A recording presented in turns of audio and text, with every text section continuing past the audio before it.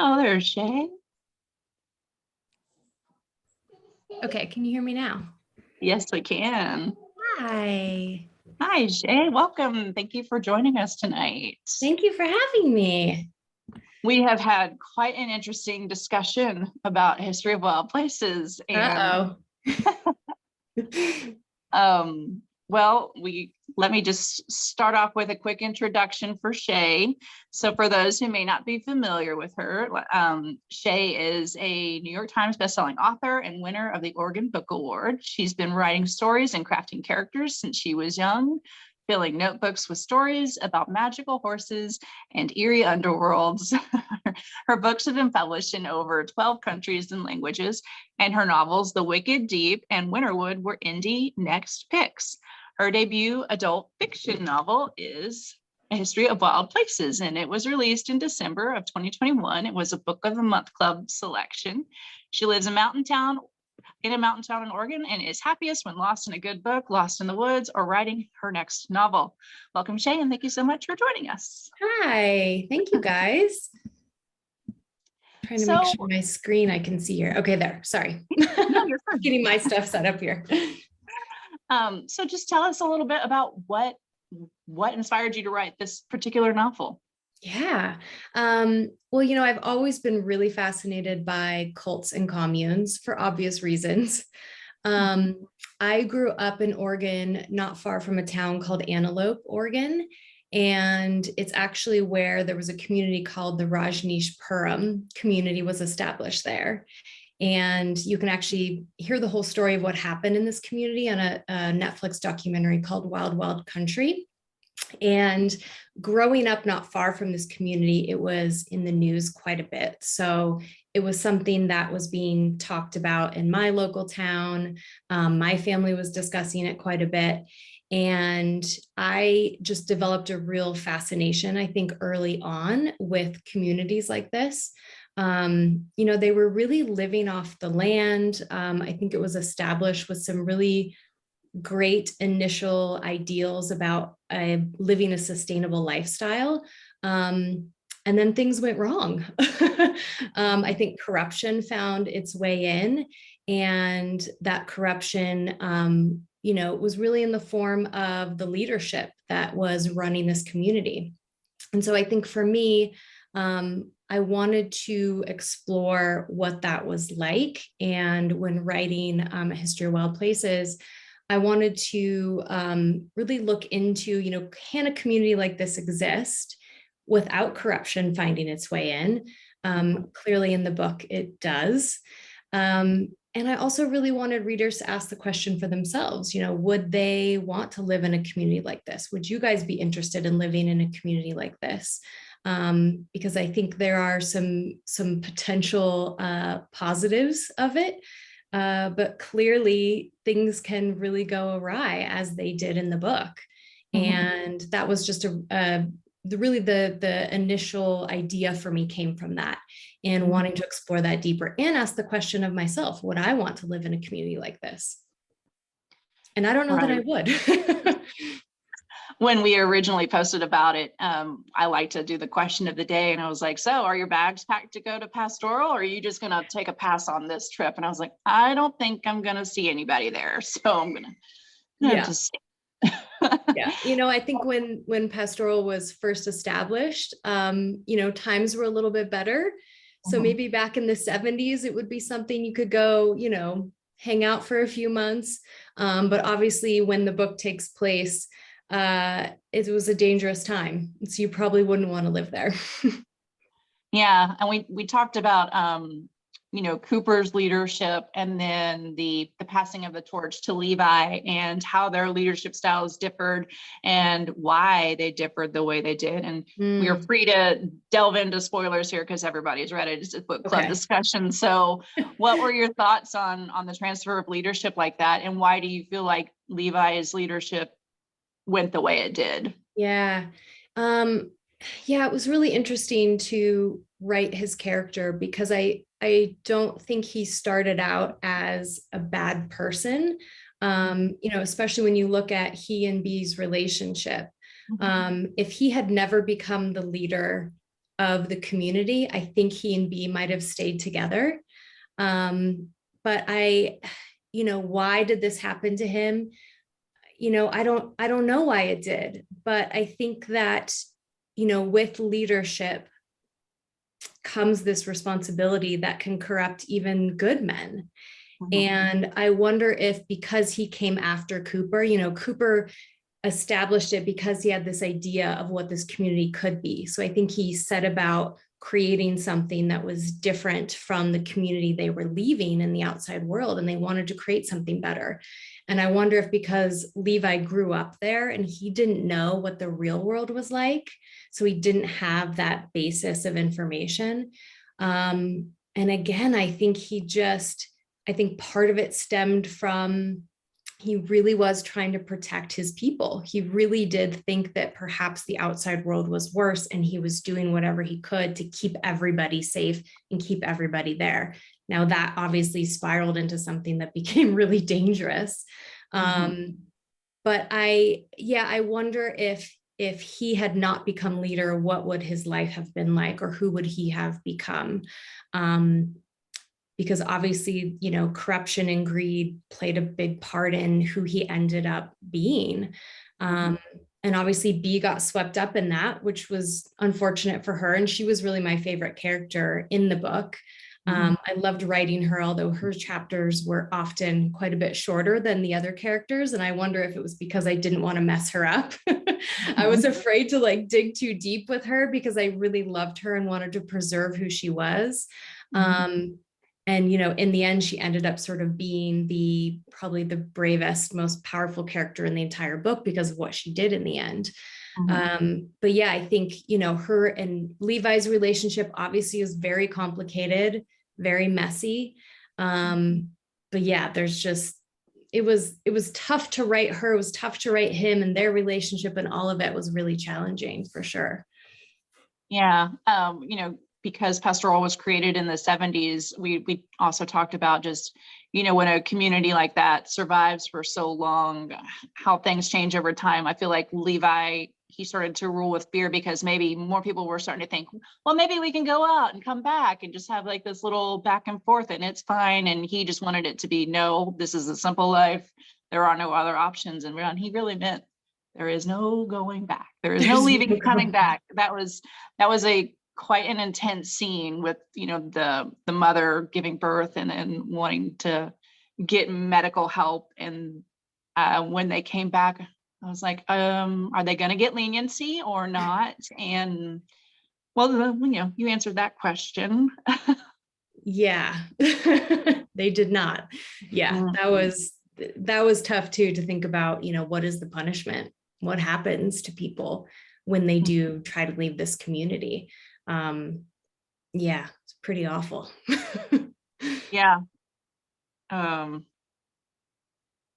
Shelley wanted to know, how did the title of the book come about?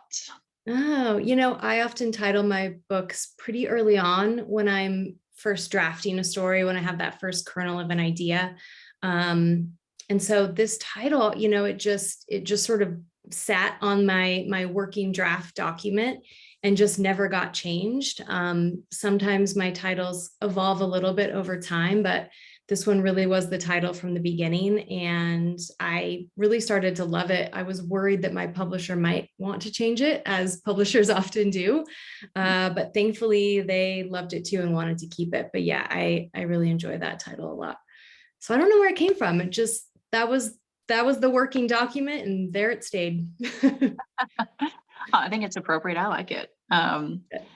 So this book was the epitome of atmospheric. You really set the mood and the tone of your book through your descriptions of the setting, from the community being off the beaten path, the rot in the forest. How do you have such a way with words, and what was your intention behind this particular setting?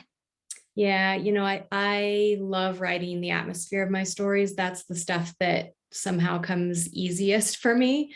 The characters and the dialogue and all of that really comes secondary. When I have an idea for a book, usually it's the setting first. I have an idea of where I want a story to take place, and then the story gets built on top of that, and the characters start to populate that world. if I was allowed, I would probably spend 3 chapters describing to you the way a tree moves in the wind, because I just really love that stuff. No one would read that book. And so I have been advised not to write that story. But for me, that's really what where I feel happiest and what comes most natural to me. And I think a lot of that comes from this desire to really preserve a moment or to hang on to a beautiful scene that I see in the real world. You know, we've all had that moment of watching a really lovely sunset and you wish there was a way to describe it or capture it in a photograph, and it never looks quite right. You can never quite describe it to anyone where they can really appreciate what that moment is like. And for me, when I write the atmosphere or the environment where a scene takes place, it's really about trying to grab it and hang on to it and describe it in a way where people feel like they're there.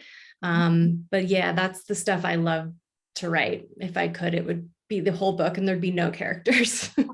Very boring, but I would enjoy it.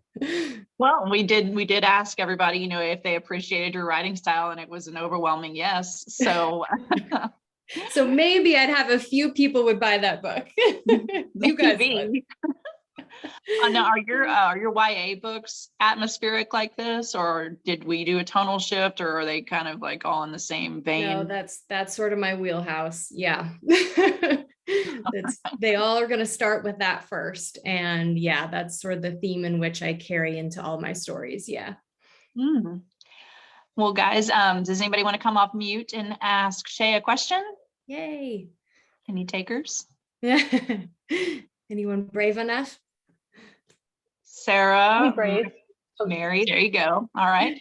So Mary? one of the things we were talking about before you joined us, and thank you for joining us, is we were trying to imagine how this could be made into a movie when the twist at the end kind of might be given away if we had actors playing both roles.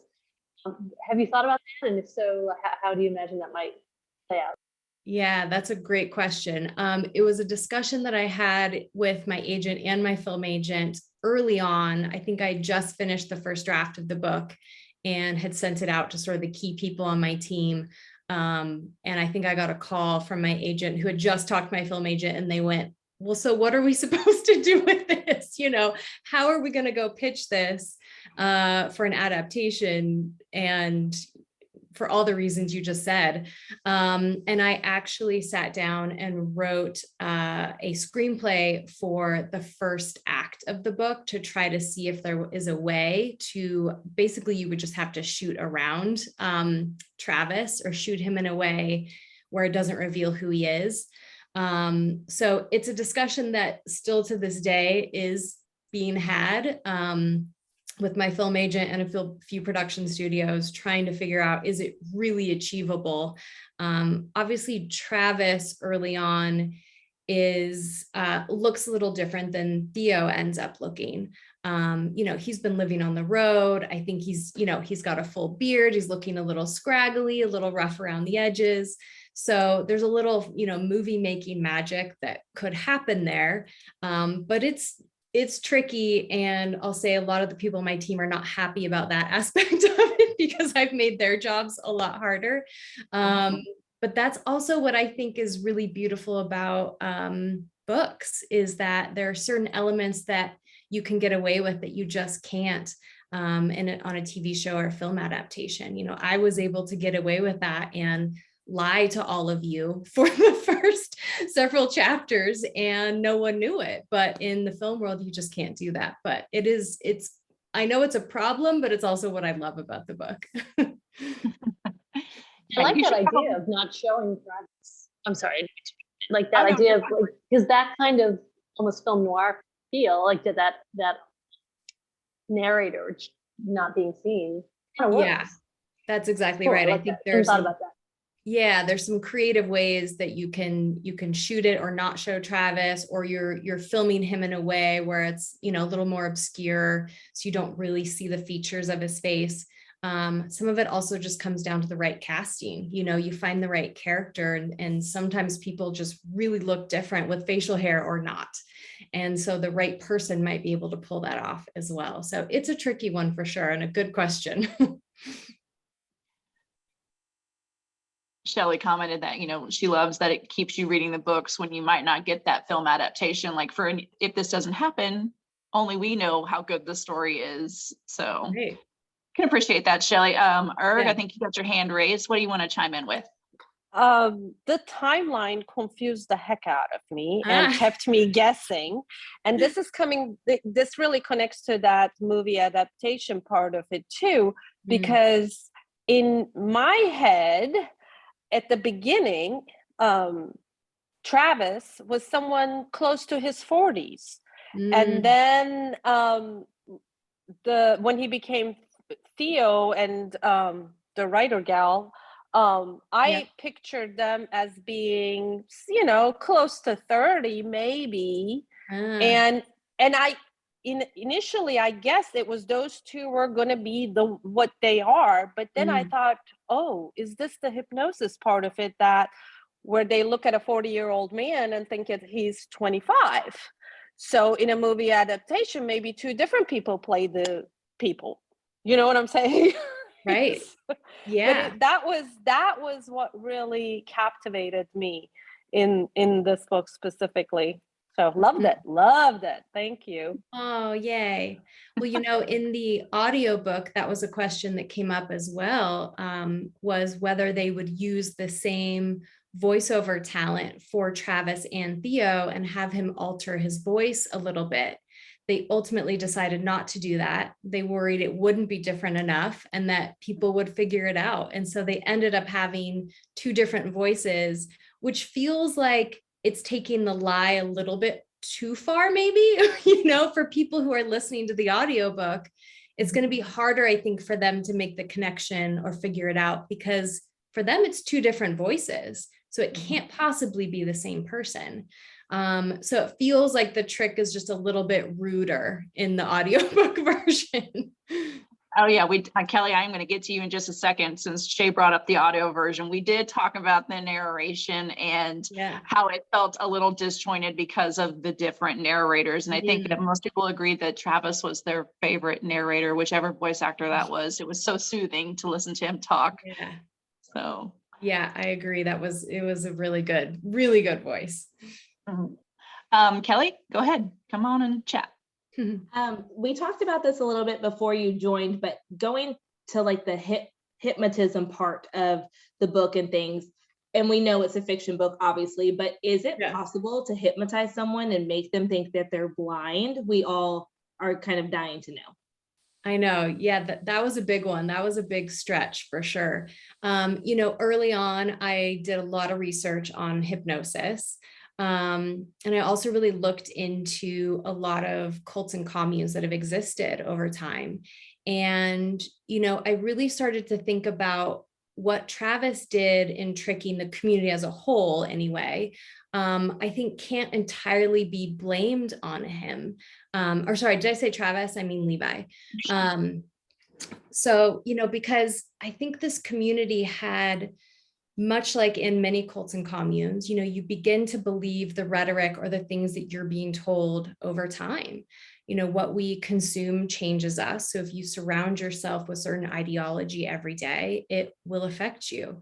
And so I think if you're being told day after day, there's something to fear, there's danger in the woods, you will die if you go out there, you become to believe that mantra, whether you're using this technique of hypnosis or not. And I think that can be a little bit true with, being tricked into being blind over time as well, where it's this thing she's being told repeatedly day after day. And I actually witnessed a hypnotist in person once. I don't know if any of you guys have ever been to see a hypnotist. And this was years ago. I was in college, and a hypnotist came and did a really small event. It was like in this side room of the school library, and it was a free event, and a few people showed up, and I went with a few friends of mine, and we went thinking this was just going to be entertainment, and it ended up being something that I couldn't really sort of let go of over time, because it was so impactful, the way in which this person manipulated everybody in the room. And the hypnotist took a few of my friends up, and convinced them a multitude of things. They were barking like dogs, believing that aliens had landed, really bizarre off the wall stuff.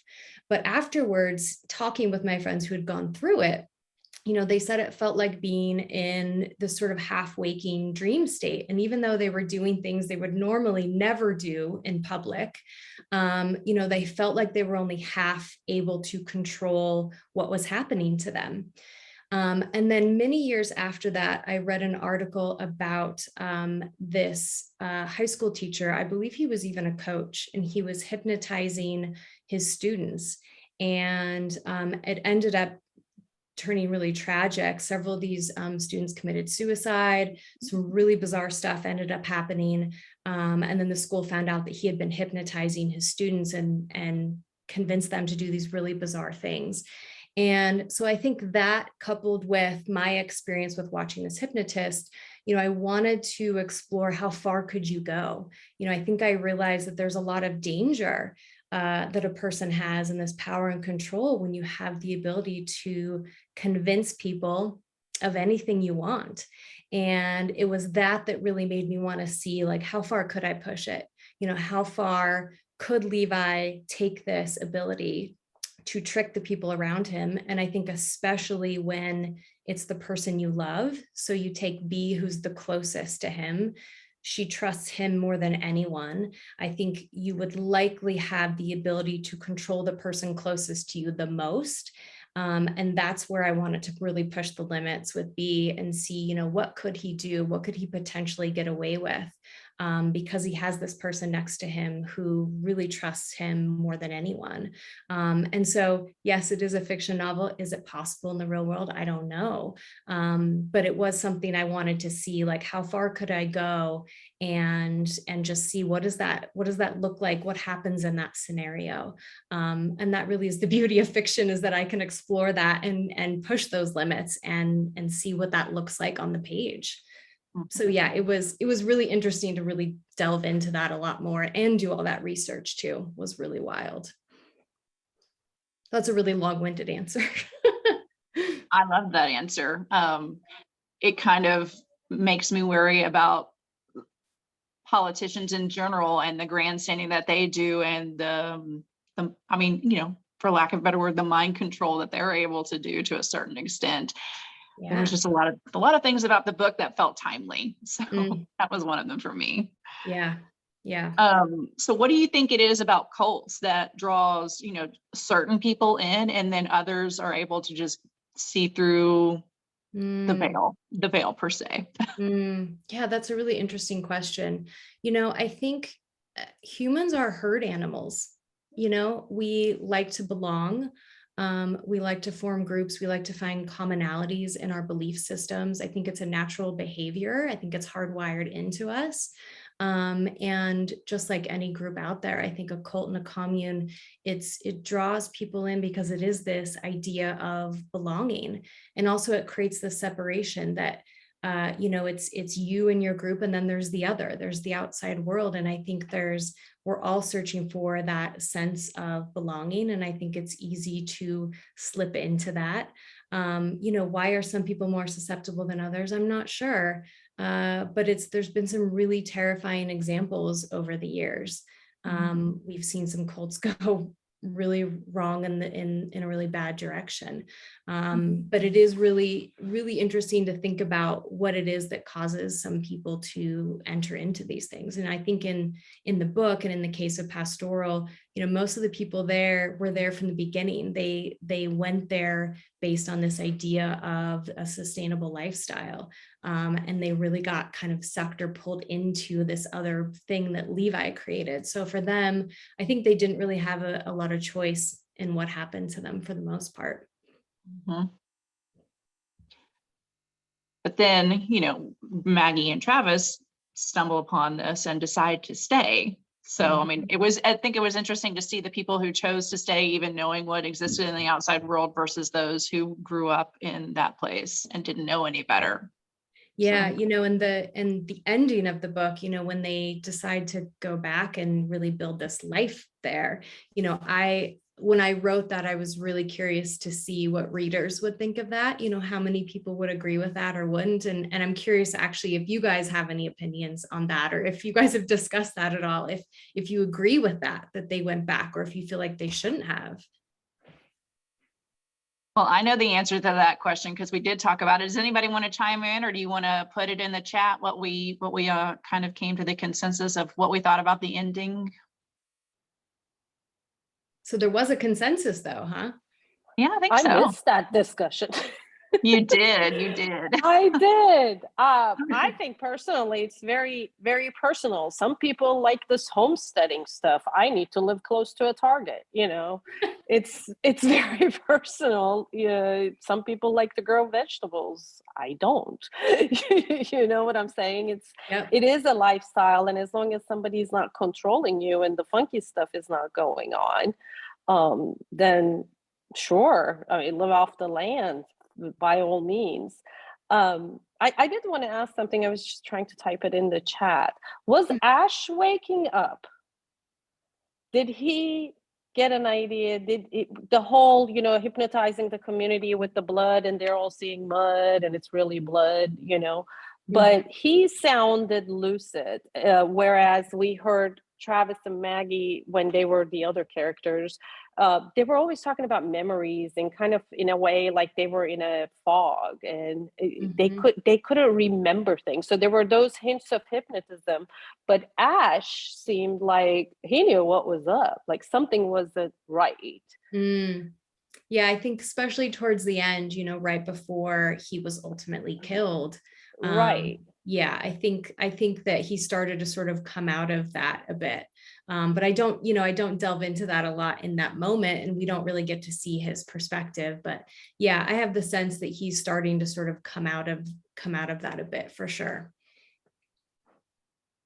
I think we've had a few comments that it ultimately comes down to where you feel at home and accepted. Ultimately, pastoral was their home. The consensus was that we liked the ending and we felt like it was appropriate.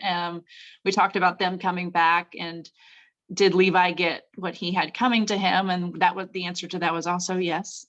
So, I mean, I think once you take Levi out of the equation, it kind of, it does a reset of sorts and takes it back to maybe not square one, but back to trying to make it good again. And right. So. Yep, I agree with that. And yeah, so the consensus was also that Levi should have died as he did then. Yeah, I think so.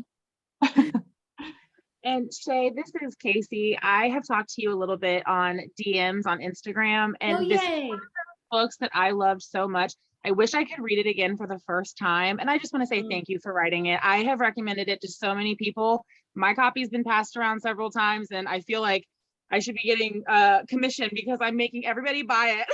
So we are all loving it, and thank you so much. Oh, that's so sweet. We'll get a commission set up for you. I was joking. No, you deserve all of it. It was brilliant. Oh, well, that's really sweet. Thank you for saying that. It's nice when a book that you spend so much time in and that means a lot to you, when it resonates with readers. It's, it feels like I get to go on this journey while I'm writing it. And I really wish that other people were on the journey with me. So when the book is finally in the world and you guys get to go read it, it feels like you're now doing the exact same journey I did. It's just a little bit delayed. And so I just love hearing people's emotions and feelings about it. And oftentimes you guys feel the exact same way I do at the same moments in the story. So, writing the ending, the very last chapter, I just sobbed. And each time I read it afterwards, I just cried. And, I go through a lot of the same emotions that everyone else does. Nicole asked, is there going to be a sequel? You kind of left it a bit open. I've loosely thought about that there could be something down the road. Not immediately. I have enough other projects I have to get written, but yeah, I tend to, when I write my stories, I like them to feel like there's a good solid ending, but I always like to leave myself a little kernel of something so that if I wanted to go back and revisit those characters again, I can. Because it's hard to say goodbye to those characters in that world. So I could easily go back in and conjure up another story. Don't tempt me. All right, guys, we're going to wrap it up here shortly. So if anybody else has any other questions, feel free to raise your hand in the chat so that I can see you. So one of the things when we were talking about cults, I'm going to link a book here in the chat because one of the other books that we talked about in our book club was a nonfiction book called Cultish. So if you guys like Shea's book and you want to learn a bit more about real cults or the way that they think and why people do the things that they do, highly recommend you check out Cultish. Yep, it's a great book. Really good one. Yeah. Does anybody else have any other questions for Shea before I do our final two? All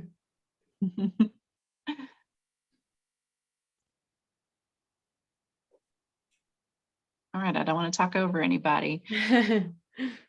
So Shea, tell us what you can. What are you currently working on, and what's the timeline to publish for that? What can we expect? Yeah, so I have a few projects I'm working on. So I do have another book coming out this July, and it's a book through Disney, and it's an extension story of Long Live the Pumpkin, or sorry, my book is called Long Live the Pumpkin Queen, but it's an extension story of The Nightmare Before Christmas. My kids love that movie. Oh my gosh. Oh, yay. So it's technically shelved as YA, but I'll say that it does skew a little bit younger. So it can be more in the middle grade, young adult category. So it's not a typical book in what I normally write, but Disney asked if I'd be interested in writing that book. So that one does come out in July. And then I have another young adult book called A Wilderness of Stars. That comes out this November. And that is about a female astronomer. And I haven't yet figured out how else to talk about that book without giving anything away. So that's all I'm going to say. And then right now I'm working on my next young adult book, which hasn't been announced yet, and my next adult fiction book. So I do have another adult fiction book coming, but neither of those have been announced quite yet. So I can't say anything about them, but those are on the horizon. So probably be released in 2023, 2024, around then.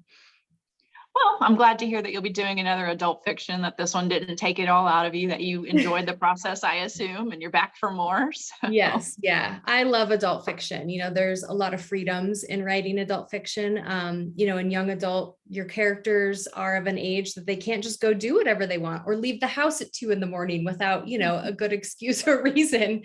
And so, yeah, I really love writing adult fiction. I actually started out my writing career writing adult fiction, and then got an agent, and then we ended up selling my first young adult book. So that was sort of the start of my career, but I've always been an adult fiction writer. So it feels good to be in this space for sure. Oh, fantastic. Well, we always like to end our author chats by asking our guests, what are you currently reading and loving, or what would you like to recommend to the group to put it on our radar? We're always looking for new things or old things, what interests you. So yeah. I recently read The Need by Helen Phillips. It's a really unusual, strange, but beautifully written book. I don't even know how to tell you what happens in that book without giving things away. And then I also just read The 10,000 Doors of January by Alex Haro, not sure how to say her last name. And then books I'm actually looking forward to, The Wilder Women by Ruth Emmy Lang. I think that comes out this summer.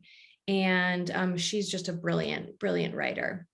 And then I'm also part of Book of the Month. And today I just selected my choice for March, and I picked The Cartographers. I can't remember who the author is of that one, but that looks really good too. Yeah, it does. I'm going to look up who the author is real quick. Yeah. Cartographers is Ping Shepherd. Okay. Yep. That sounds right. Elizabeth said that's what she chose as well. I'm so excited. Yay.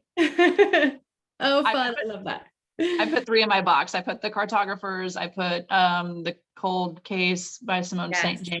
And then, oh gosh, what was the other one? I can't even remember. It was the one with the orange cover, but. Oh, yeah. Yeah. So, I know what you mean. It was tough this month. It was hard to choose. Well, they put seven options in, so. Yeah. And there were a lot of good ones. Yeah. I kept swapping mine out. Oh, I don't know. Maybe I want this one. Like, I'm going to get them all eventually anyway. So it doesn't matter. Just pick one. Yeah. Yeah. Well, Shea, thank you really so much for coming and chatting with us and giving us such great insights to our questions. We really, really appreciate your time and being able to just chat openly and honestly and get some direct answers. So yeah, well, hey, thank you guys so much. This was really fun. And thank you guys for reading the book. It means a lot. where can we find you on socials? So Shea Ernshaw at Shea Ernshaw on Instagram and Twitter, mostly Instagram these days, not so much on Twitter. But yeah, I'm on there pretty active. So you can also ask me questions there. And yeah, I'm always in my DMs. All right. We appreciate it, Shea. You have a good rest of your evening. Thanks again. Thank you. Thank you guys. Bye. Bye.